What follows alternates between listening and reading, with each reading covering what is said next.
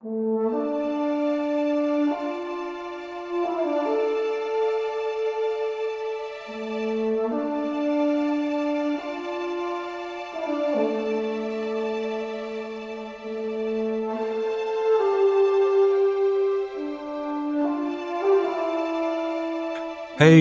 here we go, folks. Welcome back once again to the SWU Report. After a slight break, it's been very busy for many folks in the SWU community and gaming in general lately. We are back this week.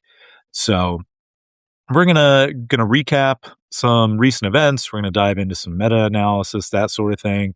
It's gonna be great. We're gonna welcome Alex. But before we do, I'm trying to get better at, that same old rigmarole you get from everybody. Like, subscribe, please. It does actually make a difference, especially on YouTube, or if you're checking out the podcast version of things, give us a rating on iTunes, Podcast Addict, whatever your listening platform might be. That would be really great. If you enjoy what we're doing, now that we've added more stuff here, costs have gone up. I mean, they're not astronomical, but I would like to see if the coffee page can get to where it's covering the monthly expenses here. I should have tallied it exactly what it is. It's probably in the range of $50. So, like I said, it's not astronomical. Final thought, we did start a Discord server. That's all the rage for everybody. There's a few of us in there now. Not gonna say it's a hopping place yet, but that's what we need you folks for. If you want to pop in, discuss, let us know whether the stats actually back up the conclusions the community is making or not. I would love to talk about that. So you can find the link on the SWU.report website. Okay. I mean, let's put it this way. It is not yet busy enough that I have personally muted the server. So you all can fix that. Force me to mute the server, please. That is a great strategy. I almost feel like that's a slogan we could put on t-shirts, Alex. Force me to mute the server. Maybe Galactics next year. Mm-hmm. Good plan. Yeah. Well, okay, so that said, Galactics was recently. We'll come back to that. There's also been another huge event in the gaming world. That was Gen Con, the best 4 days in gaming.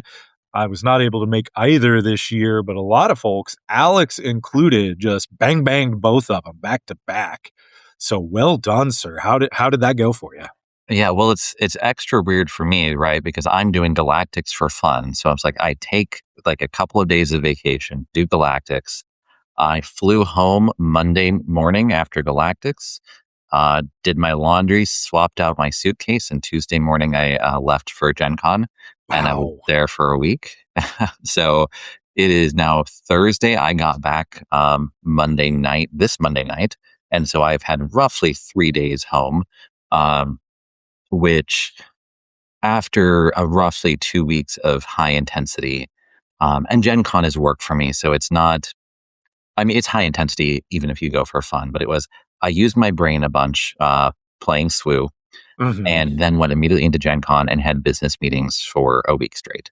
So I would say today is kind of the day that I'm back up to about 90%. Tuesday, Monday night I got home. Tuesday I was probably about 30% of a human. We're getting there. So it's good. It's been a lot, but all of it was good.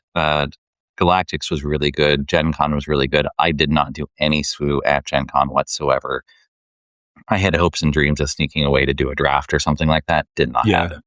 That's a bummer. Not even a pickup Twin Suns game? Nothing. I brought a couple of decks just in case, and I basically did 16-hour days for a week. So, yeah. That is brutal. I mean, Gen Con is already brutal enough just as an attendee. A good brutal, but brutal. And I've volunteered a few years before, but even that was just kind of a part-time thing. The workload, if you are there for work, I can only imagine. It just sounds, well, to go back to that, just brutal. Yeah, absolutely. It is. I mean, and it's you walk a lot because there's a lot of space and everything is a large distance between it. Mhm. But the other thing is just that you are in, like, I am in business mode. So for me personally, I generally start my day with an 8 a.m. breakfast meeting, and I finish my day with a dinner meeting that usually somehow goes until 10 or 11 at night. Phew. So it's yeah, it's all good things. It's all fun. It's a lot of it. Uh, so the reality is I did so much SWU with Galactics. I did the LCQ. Um, didn't I had, I mean, partially bad matchups, but I bubbled out of that. I went 4-4 in that, and then I did the day one of the Galactic Open. I went to 5-1, and you need to go Oh. 6 wins to get it to day two, and I lost both of my last two matches Oh, to not make it to day two. no. So, but that was still two fairly intense days of 8 matches in the tournament. And then Sunday, I did more side events. There was a super sealed event where it was 12 packs to make a 50 card deck. Okay. And so that was, I think there ended up being about 350 people who did that after the Galactic Open. So that was kind of the main event for Sunday. Oh, that's pretty rad. Yeah. Did you get anything real spicy? I mean, in that many packs, there might be some spicy commons that you could wind up with like 4 or 5 of for that deck. And I assume you could still play all of them that you had in your pool. Normal Right. deck Oh, construction absolutely. be damned, right? Yeah. The interesting thing, though, is you're playing in a 50 card deck. So with a normal sealed, you're like, oh, I got this bomb. I got one X of it, and I'll see it in half my games. As soon as it goes to a 50 card deck, you may never see that card. So like, my bomb was the ninth sister. I played, I think it was 5 matches, 6 matches. I never once drew her. They were all Oh, best of one matches, but still. right. So it was fun though. I had a friend who pulled 2 Chimeras in their 12 packs, and that was Oh, geez. yeah, and Well, that that was the constantly way that there. price is, that paid for it right there now. I mean, I Yeah. haven't checked today, but yesterday, I think Chimera and Previsla both were north of $60. So, Oh, wow. They were, what, 40 going into Galactics, and honestly, I've been hoping they'd drop a little bit because, well, I have my playset of Chimeras, but I am, with that ninth sister, I am now at 2 ninth sisters and 2 Previslas, so I still need one of each. okay. Yeah. Yeah. Oof. Well, I'm shy on both. I normally, the week a set is live for Mhm. sale on TCG Player, I usually try to scrub through like all the rares and legendaries that are under, let's Mhm. say, like $5, Mhm. and try to place some personal bets on what I think is going to be a deal, is going to be Mhm. stuff that I could see moving upward once people get, a better feel for the format and all. Mhm. And some that I'm just like, well, okay, that's, 25 cents, whatever. I'll go ahead and pick up a play set while I'm at it. Right. And I was looking at both those, Chimera and Previsal, at the time, and I want to say they were maybe only 30, like that Monday when I was looking. Uh-huh. And I really personally debated about, well, do I break my, kind of personal rule that I'm trying to pick up some of these things cheap and, Mm. place a bet on some of this? Do I need to go ahead and get these now? And I didn't. Yeah. And now I kind of regret it. Yeah, that's fair. It's so hard to know, right? Where there is that sort of magical line where it's like, okay, I've bought some product, I've enjoyed ripping some packs, and it's better off. You're better off just buying the individual cards you're missing right now, like at that point, right? Yeah. Um, but then there's also the element of like doing the weekly play and getting your price packs, and it's like it is fun to be like, if I don't specifically need this card for this deck, maybe I'll pull it a weekly play. Yeah. Um, It's and worth having that rush. It's a good feeling. yeah, exactly. Well, good. Speaking of good feelings and that rush Mhm. and whatnot, how was Galactics? You told us a little bit about how things went tournament wise. Mhm. Um, So what did you actually play? I think I missed that part of things. Yeah, so I played Darth Maul Blue Force. So Okay. my personal play experience was it's a pretty 50-50 matchup against Cad Bane, right? You're doing similar things. Just Maul is able to get the pings without having to worry about the last health, and but he has to use the Force to do it. Yeah. So yeah, so basically, what I saw was I'm doing pretty well into anything that wasn't hard control. So what I saw in the LCQ is there were Pilot Vader was an easy win. Ahsoka Blue was an easy win. Um, I did both Grief and Pilot Luke. I did okay with. I had a loss against each of them, but in general, I was kind of 50-50 or even slightly higher against them. I never ran into a single Cad Bane and 16 All matches. day. Wild. Oof. Yeah. But uh, so during the LCQ round 2, I run into a Chancellor Palpatine Red. And this is someone, some of you may know him, is McIntyre from the UK, known for being the Palpatine guy. Okay. And so this was just a very different hard control deck, and my deck just crumbled against it. But I think the problem is for that deck is that the aggro aggro is going to just go too fast for him. But sort of that Cad Bane, or in my case, Darth Maul, is just slow enough that he can get control of the board, and there's not much you can do. And then after that, I won round 3. Round 4, I run into a Thrawn 8, the new Thrawn. Ooh, yeah. Yeah, also red, and similar situation. I had some bad luck with. I didn't pull the cards I needed to remove Thrawn when he E-flipped. But and actually one game he won very luckily where he top decked a Cinta, which allowed him to get an extra unit on the board and attack at the moment that he needed to control my deck instead of me winning with my next attack. So good games, but that sort of led me into a losing situation for the LCQ pretty quickly there. Dang. Yeah. I do have to say, I think that Maul was not specifically on the radar of stuff folks were talking about all that much going into Galactics. But I feel, looking at what the field wound up being, that it looked really well positioned, particularly with the huge influx of Vader, and Maul, of course, is really quite good there at trying to keep that swarm to a manageable size, shall we say, and has some reasonable options against some of the other aggro stuff, as you were talking about. So I think you made a pretty solid call there, even if it didn't quite pan out in the end. Yeah, and like overall, I think there was one Maul that made it from the LCQ into day 1. Roughly I think it was 2.2% of day 1 was Mauls. And there was one Maul that made from day 1 to day 2.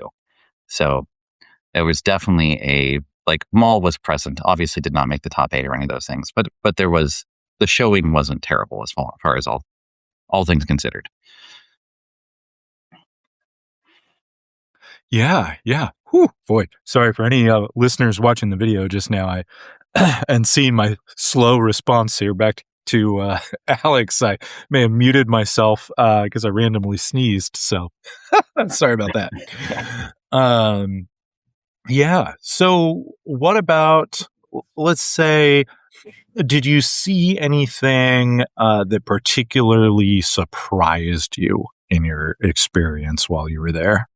Yeah, so there's a friend from St. Louis, 17-year-old kid. I think he goes by Babu Frisk on Discord and or Melee, but he brought a Kazuda data vault, and he 7-1. The LCQ made it to day one, and went 6-2 on day one of the Galactics. Made it to day two. And so, while he didn't manage to make the top 8, I think he did poorly in the draft on day two. He still, that was just a really cool process to see that deck, like him and that deck just go from LCQ to, and he lost game one or match one of the LCQ. So he went 0-1, and he won the next 7 matches. Wow. Yeah. Yeah, man, just submarined that. Exactly. So that was really cool to see. I mean, other things, not specifically, but seeing Anakin, the Twin Suns deck Anakin, come and win one of the Eternals, and I think he's won some PQs now as well. Yeah. That's cool to see. Yeah, that is interesting. I admit I've not been following Eternal in quite the same way, and boy, I'm gonna try not to start, tracking stats on it as well or anything. I'm already doing enough, but yeah, it's interesting to see that those kind of direct to Eternal cards from the Twin Suns decks making a real splash, at least leader wise. I don't know how it panned out for some of the draw deck cards, but leader, obviously. I certainly haven't looked that detailed into it. It made the this is a bit of a transition, but the prize wall, so other elements of the Galactics. So it's first worth mentioning that events went much more smoothly. Everything as a whole went more smoothly.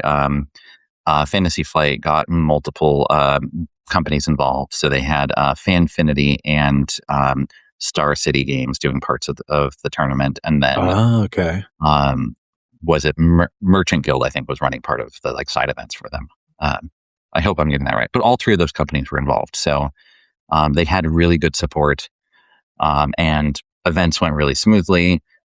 Prize wall went really smoothly. Even when there was a long line, it moved. There was a moment on Sunday where I was like, oh, are we getting this line? Oh, it's okay. It's going fast. Maybe 15 minutes. Oh, wow. Okay. Yeah. That was something I was definitely wanting to follow up on this year to see how that went. I think that was pretty easily the strongest complaint or biggest downside coming out of last year's event. Yeah, so definitely. I like hearing that there was a real measurable improvement on that. And I think then for the prize wall itself, there were definitely some differences.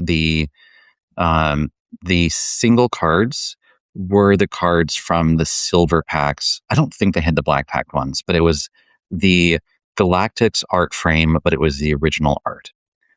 We've seen that happen with regionals as well now. So I think there was foil and non-foil available. So people were, there was that interest for people. But I think having the original art just pulled away from the chase card value a little bit, even with the different frame. Yeah. But then the more chase cards were the Twin Suns showcase cards. Because this was the only way at all to get those, right? They will also be available at the regional in the Netherlands in October. Okay, gotcha. But essentially, yes. And they were more cheap, right? There were 2,000 prize wall tickets each, which was similar to the Luke and Vader from last year. And the one thing they did do with that, most of the items you could get as many as you wanted, but those showcases specifically, they were punching badges, and so each badge could only get one of each. Ah, okay. Yeah, that's very good, because I know kind of a compounding issue last year. Not only people being able to purchase multiples, but also that period of time where people could kind of directly turn cash into tickets. Let's say the 2 of those really threw that economy off for the duration of the event, I think. Yeah, absolutely. So. And they didn't do that this time, but there was good ways to use your, there were just good options for how to get tickets, right? So the Galactic Open was honestly the best way to get tickets. And then similarly, the super sealed just provided a good number of tickets really consistently. And so doing the main events felt like it was worth it for tickets alone. Yeah, and I think it was last year. I mean, I know some folks really did crunch the kind of like per hour commitment ticket earn on a bunch of those events, which I do not remember now how those broke down exactly, but I definitely remember my experience last year with the Open was that at least for the stuff that I wanted to get, that playing in it provided a great amount to be able to do that. So right. I think the LCQ was offering fewer tickets, but you were getting silver packs and alongside that. So okay. It was a situation though where you had to. I think you got the packs for entering, but you needed to get at least 4 wins before you start. Like every win starting at 4 got you more packs and more tickets. Versus the Galactic Open, it was every single win was getting you more tickets. Yeah. That tracks. That makes sense. Okay. But yeah, as a whole, I thought it was a well-run event. It felt satisfying to do. It was fun. I got to play a bunch of SWU. Obviously, it didn't work out for me. I did not sneak into day one, but still had a great time. And I'm really excited about it being in May. So it's not back-to-back with Gen Con next year, but also that's a plus. Disneyland sounds fun. Yeah. I'm very intrigued to see what happens with this. Spacing it out from Gen Con sounds like a big win. The location, let's say, has some pluses and minuses on potential, expense and ease of getting there compared to Vegas. And I know I've seen some folks already voice some concerns about this specific time period bumping up against the end of school year, and how many people that winds up impacting. I don't know. So we'll see, but I'm at least open to them, experimenting and trying out some different stuff here. So yeah, we'll see how it goes. Yeah, it's there is no perfect answer as part of it, right? Like there is no perfect location, there's no perfect time. And I guess I don't have kids, so I have some freedom there. And I know they were aiming to try to not be during the most expensive times to be in California, and that of course coincides when school is out. So lots of challenges there. I mean, clearly there is actually a perfect time and place. That is Kansas City in June, so that it's easy for me to get to and conflicts with nothing that I do. I mean, maybe we can get Taylor Swift to come over and do a concert and visit her boyfriend, or sorry, her fiance, husband now at the same time. Husband, yes. Yeah. We actually did run into something very similar to that. Was it this year's Planet Comic Con or was it last year's? I forget now. But there's a pretty large comic convention there called Planet Comic Con or Planet KC that I normally attend. And yeah, it was either this year or last year that it overlapped with a Taylor Swift concert that weekend. So yeah, let's just say downtown was real busy. Yeah. Oh, that's a good note for Galactics too. For anyone who was there last year and is wondering, yes, the Backstreet Boys fans still wear all white. Yes, they were the sphere. Yes, there were lots of people in both directions looking confused as each other as they walked by there. Good. That's perfect. When I went last year, my wife also tagged along on the trip, and part of that was so that she could go see the Backstreet Boys while I was playing SWU. So amazing. Yeah. Glad to hear that overlap still occurs. Yes. Well, cool. All right. Well, let's see. I think unless you had anything else you were dying to hit with kind of Galactics weekend and the like, I think we had some other topics we wanted to hit on. Yeah, let's go ahead and move on. Okay. So, this is going to be a tricky one a little bit to refresh ourselves on here, listeners, because Alex and I were chatting before the episode started, and that is a tough one for podcast or video or whatever show hosts. Okay. The reason is inevitably you wind up getting 15, 20, 30 minutes into a discussion and then slapping yourself in the face and saying, oh my goodness, why are we talking about this now instead of when we were recording? So now we've got to try to recapture that. So a lot of fun there.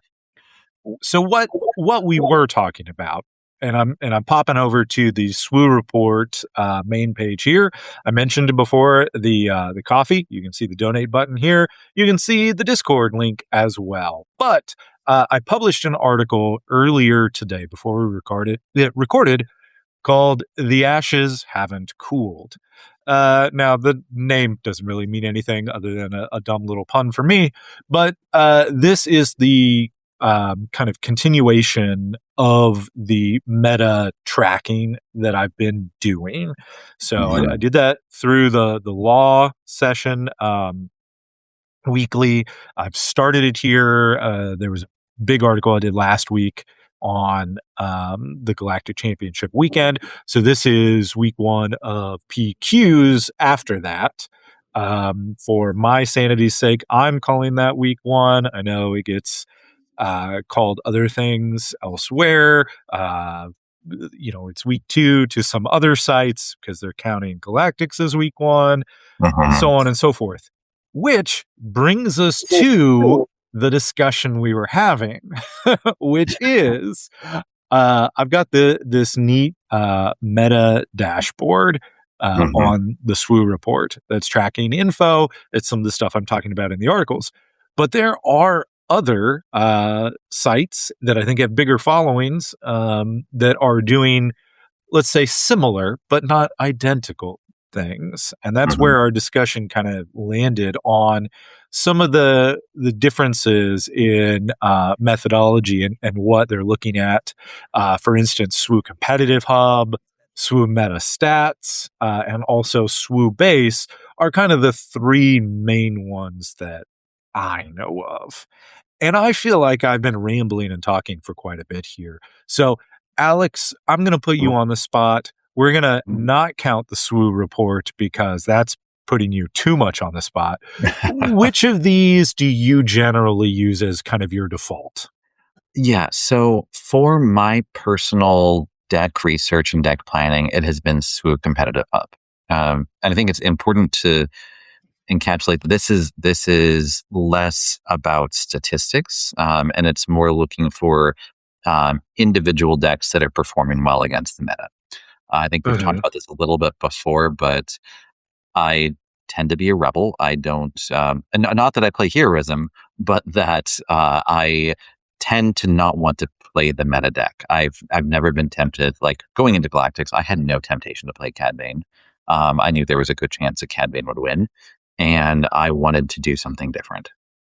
And that's always been the case. So what I'm going through is actually generally looking at the major events, and I'm looking for decks, not even necessarily the winner, but things that are making the top 8 or in a big event, maybe the top 16 or 32. And then being like, what are the outlier decks here? And what are those decks doing? And so I'm going and looking at a specific deck. I want to see what it is. And then I want to go back and be able to go and see through, usually I end up going through Melee, but to see what that deck played over the course of the tournament. Because sometimes a deck makes it high just because they had a really lucky set of matchups, right?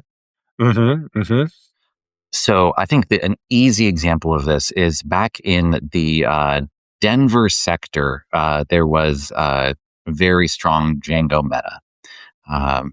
Before, and I think he got banned almost immediately after that event. But there was one sector a week before in Europe And so I used Competitive Hub, went through that sector. I was like, let me look at the top 32 decks.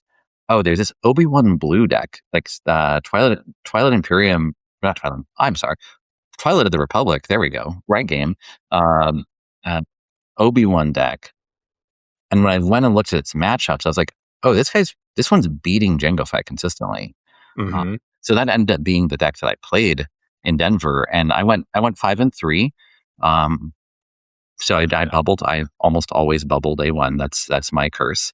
Yeah. But I went. What was it? I went 4. No, so I went 3-1 against. I went 4-1 against Jango Fett. I won 4 out of 5 Jango Fett matchups.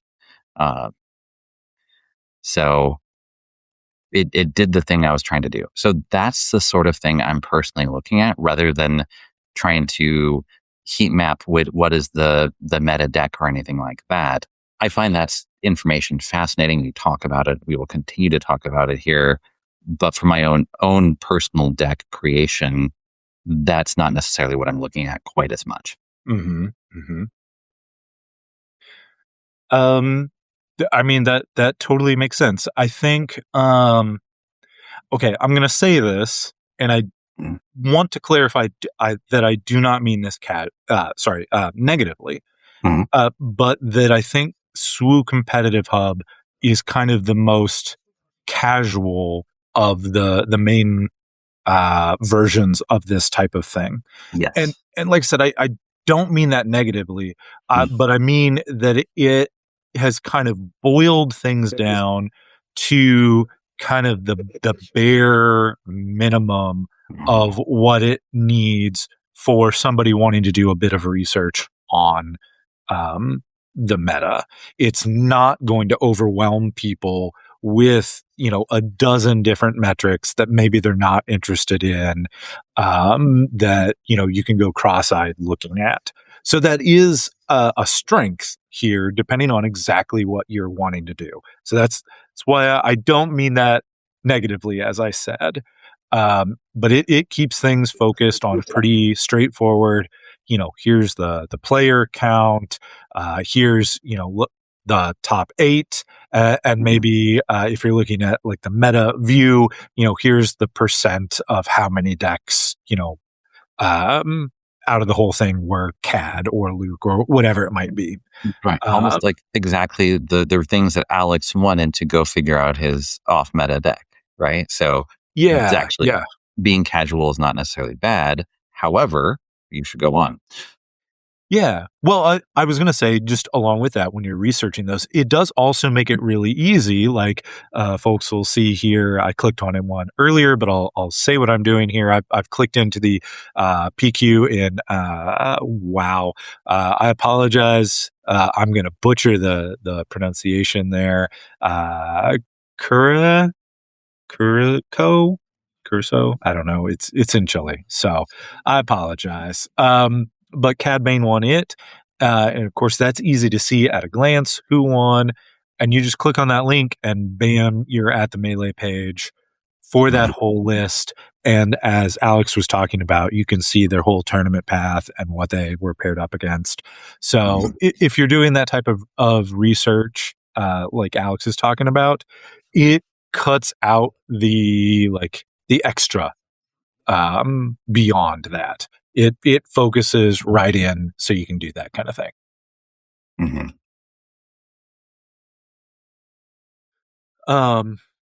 But Alex did mention that I could go on from that. So I'm going to jump over to another one that I admit I don't have a ton of experience with, so I probably won't hit this for very long. But I will say props to another show. I do love the Colorado Cantina crew. There are other folks that I think seem to really enjoy getting into kind of the nitty gritty of some of the numbers and what they mean or don't mean. And they utilize SWU Base quite a bit, which I was not aware of when I first started keeping track of this type of thing. I was only aware of the other two sites that we're talking about. So I have not since then delved into as much, but it is clearly much more detailed. Step up there of quite a bit when you're looking at this dashboard page. There is a lot, and a lot that I could see is overwhelming for folks. So I would urge you, if you're thinking about things, don't just bounce off immediately. Take some time to kind of click links, study what changes. For instance, they've got the capability to slice this donut graph into different levels for total field top 8 or champion percentages, things like that. They've got some trend charts for week over week change here, which appears to be total meta percentage. If I'm glancing at that correctly, they've even got a breakdown of force versus non-force decks, which maybe is not the most relevant stat in my mind, but it's interesting, right? And to some extent, that's a portion of all of this stuff. But they've also got things broken down by cards, individual card appearances, and so on. There is a wealth of info here, and I am rambling, so I'm going to let Alex ramble for a sec if he has anything to add. I mean, let's just talk about a UI for a second, okay? You go to the front page of SWU Base, and you were like, here's a pie chart, here's a graph chart, here's a bunch of numbers. You go to the front page of SWU Competitive Hub. Here's a 3x3 grid of different types of things you might want to look at. Yeah, clearly different target audiences, and I think they did it right? That is telling you a lot about what SWU Base is doing.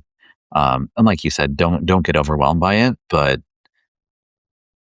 they know who they're looking for. Yeah.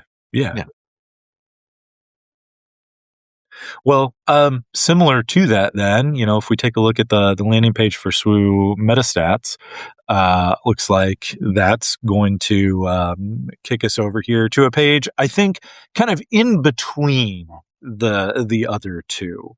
Not quite as narrow as SWU Competitive Hub, or maybe narrow is not the term I want. Handholdy, again, sounds negative when I don't mean it that way, but like Alex was kind of mentioning with the grid, the 3x3 grid here, it's got this graphical design and layout that's really trying to point people towards picking one particular thing that they want to investigate, right? SWU Meta Stats, then, I think, is kind of in between those two approaches of SWU Base and SWU Competitive Hub. There is a good bit of info here, but it is more streamlined in presentation, I think, than SWU Base is. We've got our pie chart and donut charts splitting appearances here. We've got meta shares in kind of a leaderboard sort of format here, with a couple additional stats like their win rates there. I think if you're just kind of getting into things, this is a pretty great spot to start. And you can also slice it, of course, by top 8 or champions if you'd like. I mean, easy to see. Okay, look, and I think there's only a handful of tournaments, but look, my Darth Maul is still 2% of the meta share. Hey, there you go. Yeah, there he is. 2% even, with a slightly positive overall win rate there, 50%. I mean, not quite as good as Cad Bane, but Well, I mean, Cad is looking at 55.6, so it's it's not a gigantic difference in flat average win rate there. Right. I mean, but this is such if we're actually analyzing this is such a small amount of data. True, yeah. Search by win rate, and you have Ezra Bridger and Balin Skull both have 81% win rate from one deck. Yeah, So. Yeah, that's sample size is always an issue. And this, I think, is something that I do want to mention, and this is part of how we got to talking before the episode started, is that the data sets being utilized by each of these sites including the SWU report, which we'll get to in a minute, is not always exactly the same. So, for instance, right, you can see in SWU Meta Stats here, it even says, for instance, tournaments 10, right? But if so, there were 10 in this most recent period. But if we were look at tournament results in SWU Competitive Hub, if we were to go back, you can see as I scroll down until you see the Galactic Championship events, there's a whole lot more than 10 in that list without me stopping to count it, right? So that when you see a variation between these sites, it does not necessarily mean that any particular one of them is wrong, but it does mean that their data set, their starting pool might be slightly different. Their criteria, their methodology in how they're coming up with that is a little different. I have not seen the exact criteria difference between the two, but of course some of them are labeled, for instance, minor tournament in a competitive hub and things like that. SWU Meta Stats, then of course I'm looking by default here at Premiere, so it's not counting the limited or the eternal events and things like that.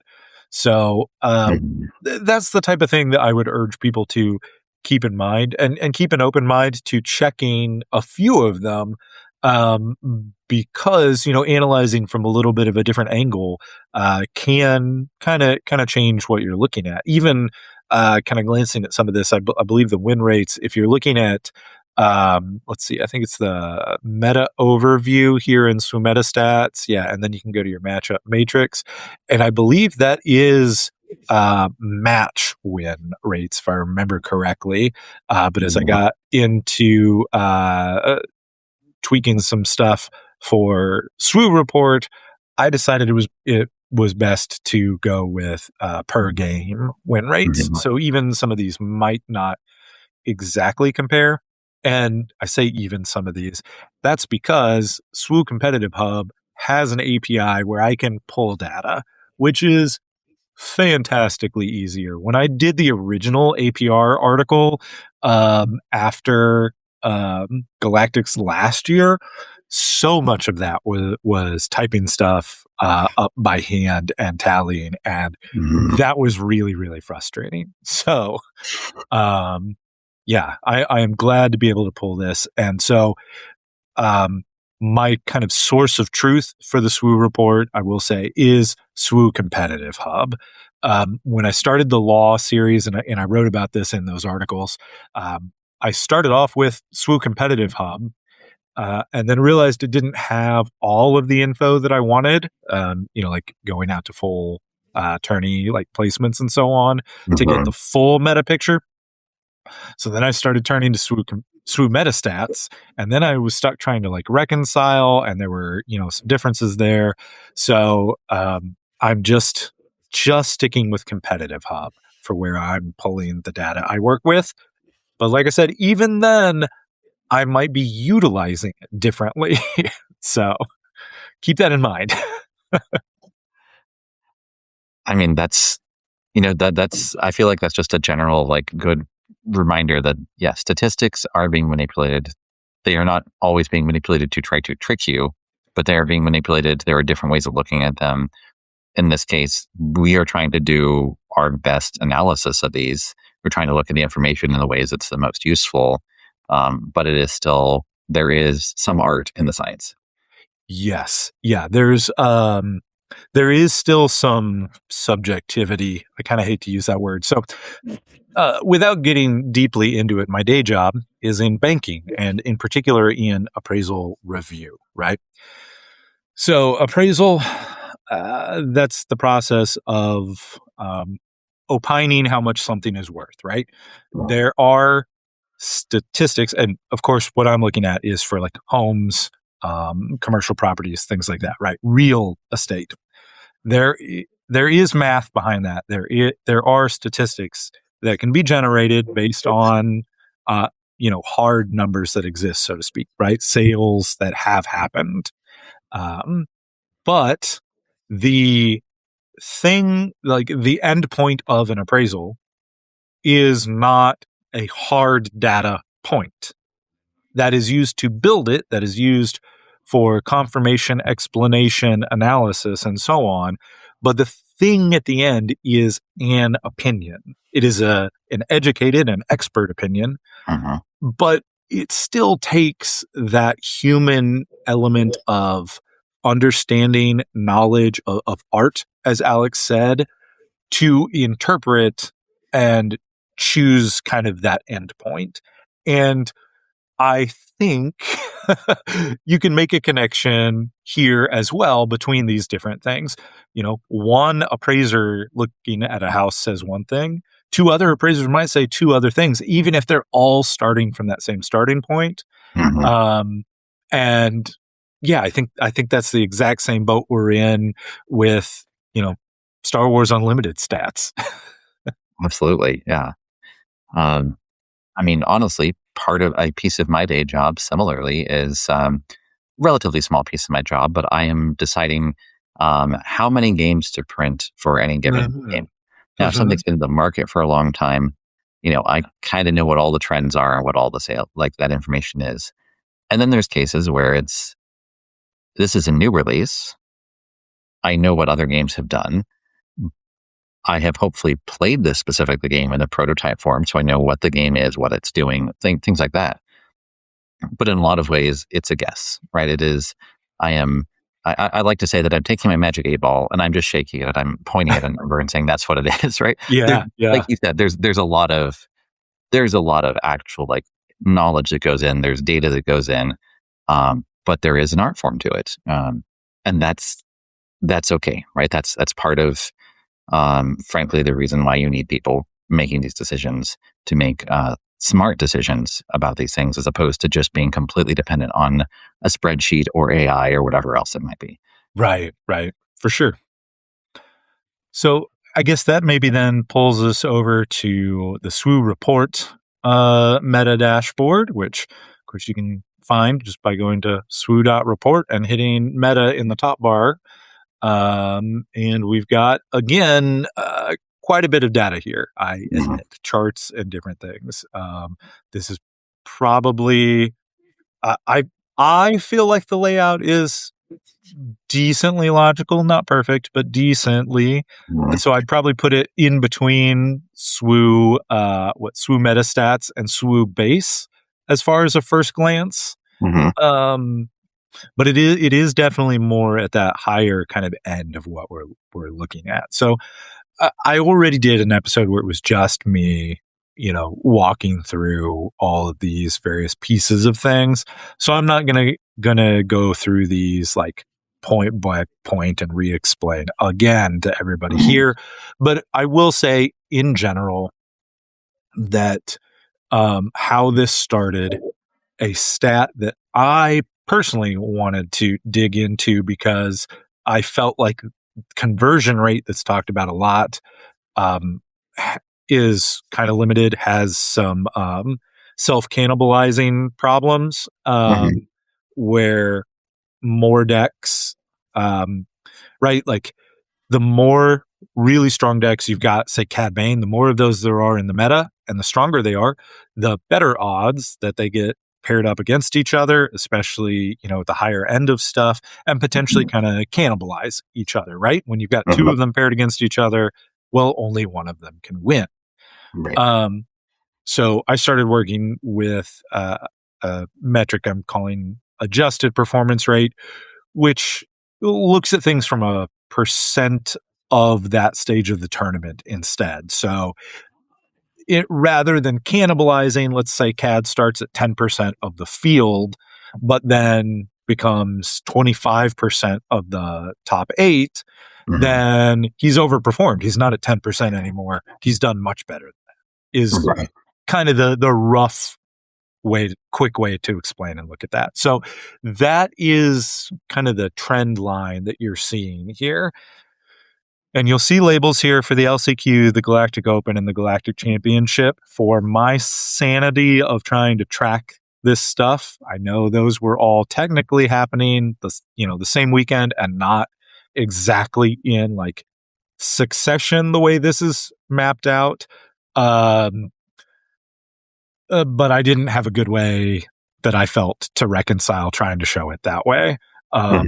So, even with some of these data pools and stuff or data sets, uh, sometimes you're trying to do the best you can with an imperfect setup. So I also want to prep people for that. But you can see the arcs, for instance, as the Mandalorian spiked in winning the Galactic Open and has continued to trend downward since then. And again, these are in the adjusted performance rates. By default, this is showing a combined rate that maybe again, it bears looking more specifically at, say, individual legs of that journey, top 8 to win or field to top 8, that type of thing. So yeah, we can also similarly see some donut charts. Take a look. Of course, our event win distribution right now, we're fully 50% to Cad Bane. Right. Yeah, and then only one win each for the other builds. Though, admittedly, 2 of those were Lando, 1 Colossus, 1 Blue. I haven't stopped to look at those deck lists, but I'm going to assume those are substantially similar to each other. Yeah, if you keep going down below the donut charts, there is another one that I really like, the population versus performance, where you can see those charted out. So the bottom axis here, so the further it goes to the right, the bigger share of the meta it is, and its APR is on the left-hand side, so the further up it is, the better performance it's got. And then the actual size of the individual dots are how many are its sorry. Yeah, event wins. Sorry, it's just wins, but there's of course there's a minimum size, even if it's got none. That way it still shows up on the chart. So yeah, all those other dots, obviously we haven't had that many winners, but I like how this can encapsulate a bunch of stuff at a quick glance. Absolutely. And sometimes it's interesting, right? Because you're breaking down by leader base. So we have specifically like Ahsoka Blue has been a huge percentage of the meta share, but has not in fact had a win. But then on the exact opposite side of the chart, you have the Ahsoka with the blue splash, that is a small percent of the share, but she's way up there because her APR, even though she's not winning an event, her APR is, and it's probably 1 deck or 2 decks, like 2. Yeah.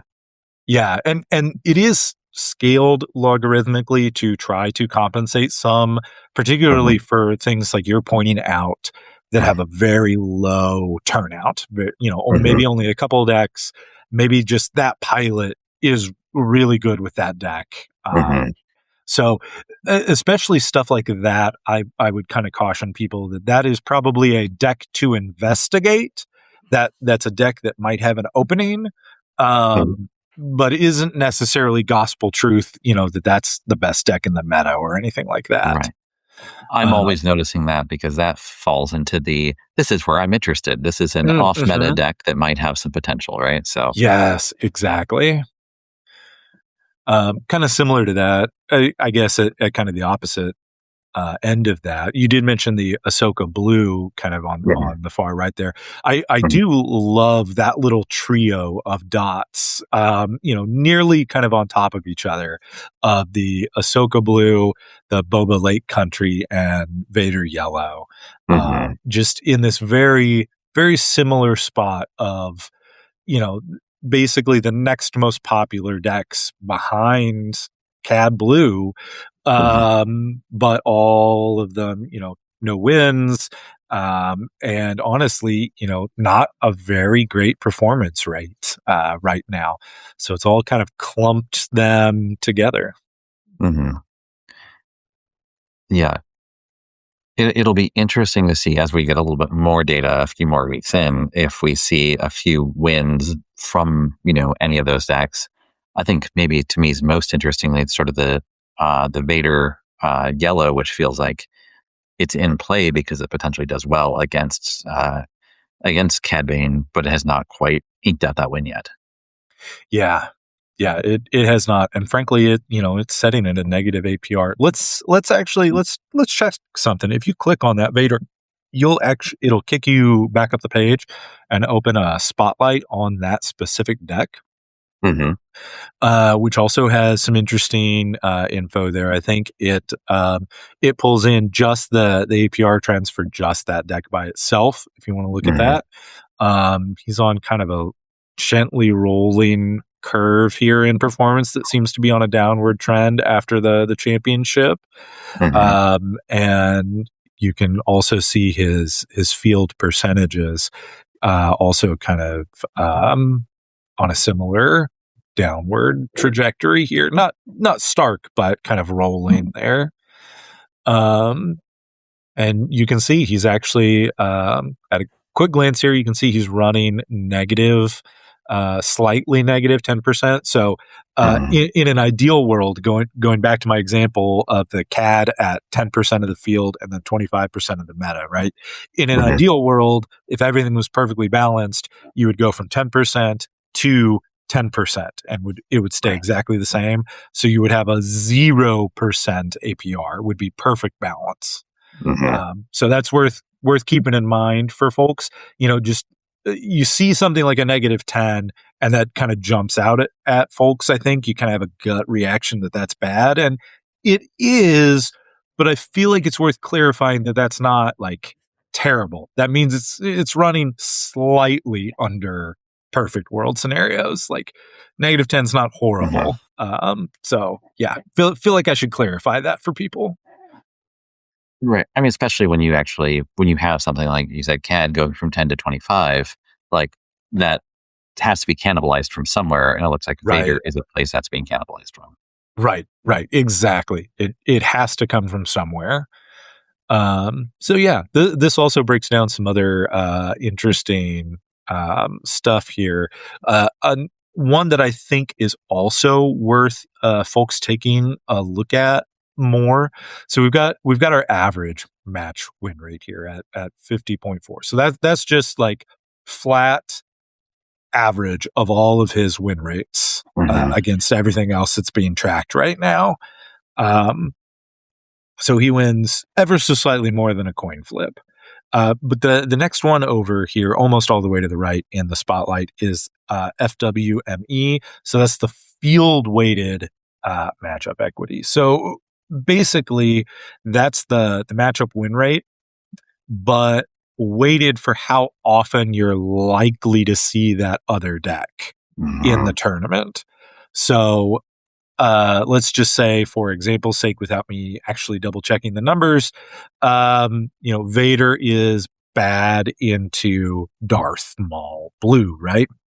So if Darth Maul Blue is really common in the meta, even though Vader might have a really great pairing against, Obi-Wan Virgin's Temple, but hardly anyone's playing Obi-Wan Virgin's Temple. But a ton of people are playing Darth Maul. That's going to pull down the field weighted metric here. So that's worth considering, I think, if you are looking at what you might want to take to a tournament. The field weight here is going to help you determine what the actual likelihood is when you set down to any particular round of the tournament, rather than just truly random pairings, right? Because everyone else at the tournament is trying to bring what they think will do well at the tournament, which means the field should be similar to the other field weighted numbers we're seeing. I feel like once I try to say this stuff out loud, rather than writing it up when I can go back and rephrase sentences, that I can wind up going in circles. So I apologize. Well, it made sense to me for what it's worth. Okay. Well, good. Well, Okay, so obviously Cad Bane then is Mhm. really looking like it's at the top of things right now. I'm going to pop open the Cad Bane spotlight so we can take a look. Um, it has a very strong combined APR at 161.9%. Mhm. And that's on the basis of positive rates from field into top eight, as well as top eight to win. Those are very strong looking numbers here. Mhm. It's flat average match win rate at 63.8%. Like that's a very high win rate for games like this. Oh, absolutely. Um, I think field weighting tempers that some when you consider it against the other things you're likely to see, like, say, Vader or Mandalorian or whatever, or Mhm. Lando now. Um, but even when you account for where the other slices of these kind of attempts at counter meta are right now, Mhm. Cad Bane still runs 56.7 like positive win rate. Like that Yeah. feels huge to me that even accounting for the stuff trying to account for CAD, he's Mhm. still that positive. Oh, absolutely. Yeah. That's, I mean, there's a reason that he's doing so well and he's being, played so well.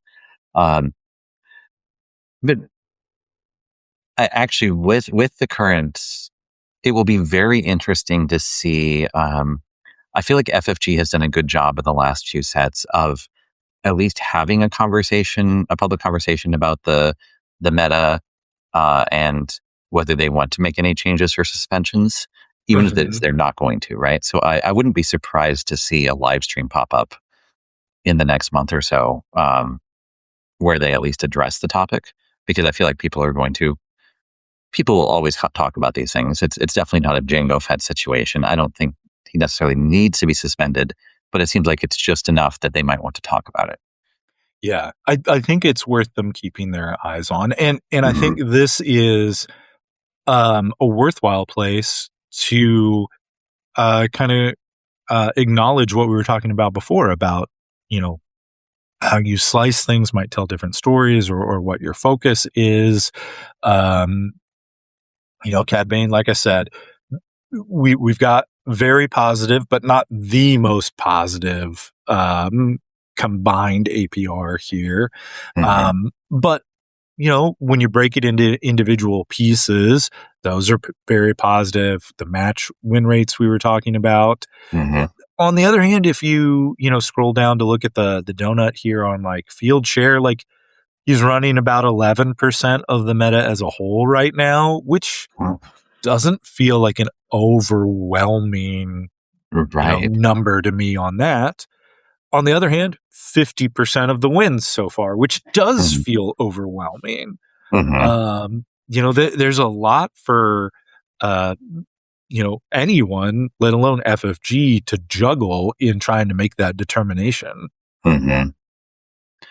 Right. It'll be interesting to see with that result is, do we see in week 2 or week 3 that his 11% is becoming 20%, 30%?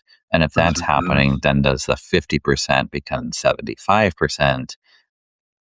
Or are there enough counters? Is there enough, like, is the counterplay good enough that it is not that overwhelming? Yes. I think that's a great point, and that's part of why I also point out to people that these stats I'm keeping are cumulative, for the season so that you can track these trends, Mhm. overall. There is some trade-off there where, say 1 week that really spiked a particular deck up or down, that continues to have kind of a reverberating effect on Mhm. on uh, the rest of things as you track Mhm. from there. But on the other hand, it also gives you perspective on that kind of change, like Alex is saying, versus looking at, oh no, 1 weekend you won 50% of everything, Mhm. um, as opposed to really seeing what the trends are. Right. I think we had in the last set, Lando Lake Country.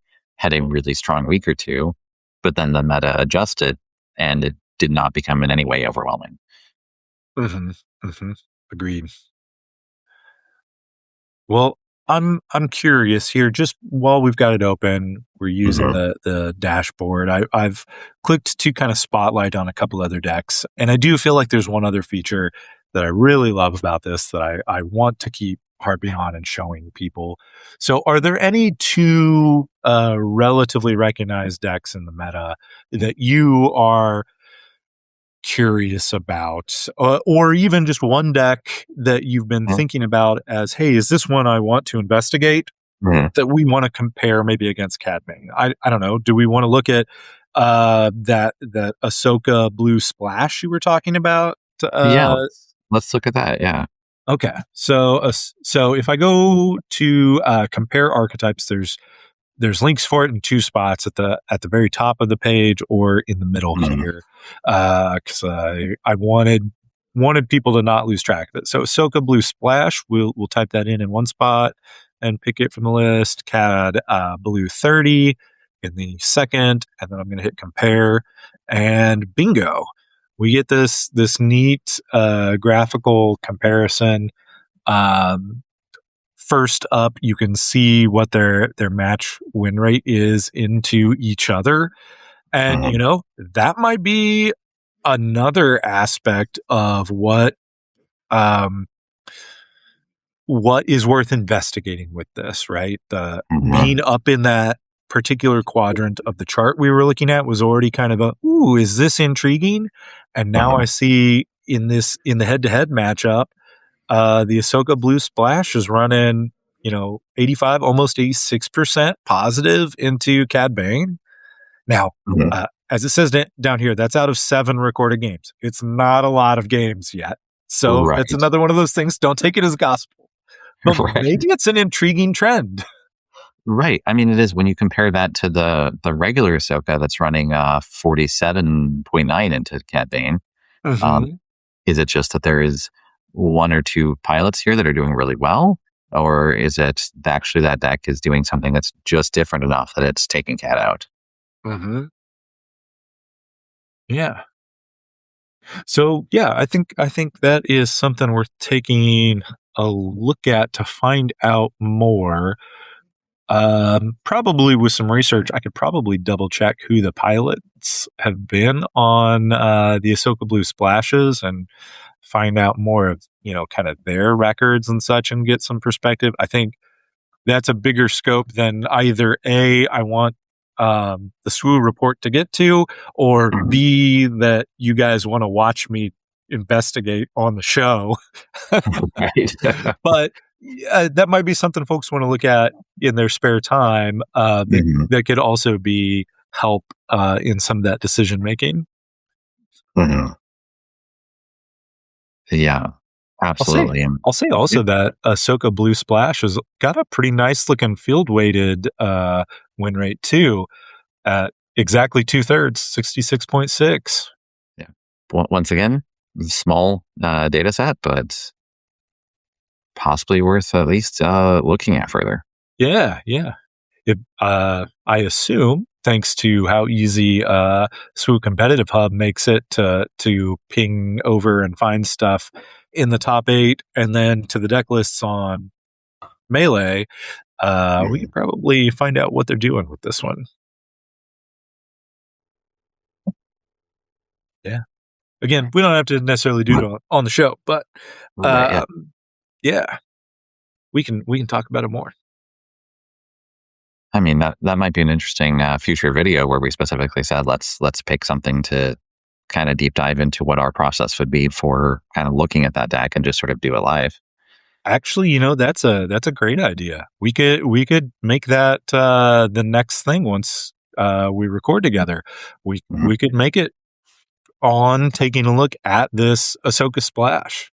Yeah, that that would work for me. Yeah. Okay. So that sounds intriguing, and hopefully that is a nice little hook for listeners going forward here. For Alex, for this episode, I know we're near that hour mark here, or a little after. Is there anything else from the current meta that you're interested in talking about? That's interesting. I mean, I don't want to put you on the spot too much if you don't have something. Yeah, no, really the thing that I feel like my personal next step with the current meta is to kind of go back and look at some of these events, both the GC and the Open, and kind of like look at, get into those top 50, top 100 decks and be like, well, which decks do look kind of different, where it's like, this is the one-off, that snuck in, and be like, okay, who is this? What's going on here? And see if any of these decks appeal to me, to kind of figure out what I might be personally playing over the next few months here on Worlds. Okay. Well, yeah.